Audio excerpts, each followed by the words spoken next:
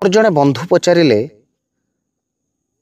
ଭାଇ ପ୍ରେମ ଆଉ ପ୍ରେମିକା ଭିତରେ ଫରକ କ'ଣ? କିଛି ସମୟ ଅବଶ୍ୟ ମୋତେ ଚିନ୍ତା କରିବାକୁ ପଡ଼ିଲା।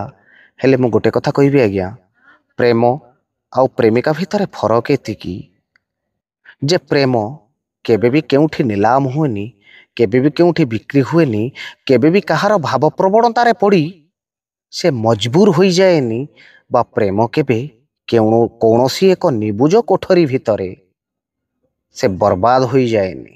ଆଉ ପ୍ରେମିକା ପ୍ରେମିକା ତ ସିଏ ଯିଏ ଅନେକ ଭଲ ପାଉଥିବ, ଯିଏ ଅନେକ ଆପଣଙ୍କୁ ନିଜର କରୁଥିବ, ନିଜର ହେଇକି ବି ସେ ନିଜର ହୋଇନଥିବ, ଭଲ ପାଇକି ବି ସେ ତା ଭଲ ପାଇବା ଜାହିର କରିପାରୁନଥିବ, ସବୁ ସ୍ୱପ୍ନ ଦେଖିବି ତାର ସବୁ ସ୍ୱପ୍ନ ଭାଙ୍ଗି ଯାଉଥିବ, ସବୁ କଥା ସେ ଭାବି ମଧ୍ୟ ତାହା ପୂରଣ କରିପାରୁନଥିବ, ଏବଂ କେଉଁଠି ନା କେଉଁଠି ପ୍ରେମିକାଟି ସବୁ ସମୟରେ ହାରି ଯାଉଥିବ, ସେ ବୋଧେ ପ୍ରେମିକା ଭିତରେ ଗଣା ହୋଇଯାଏ ଯିଏ ସବୁବେଳେ ପ୍ରେମିକ ପାଇଁ ସବୁ କିଛି ତ୍ୟାଗ କରିଦେଇଥିବ। ଏହି ତ ଜୀବନର କଥା।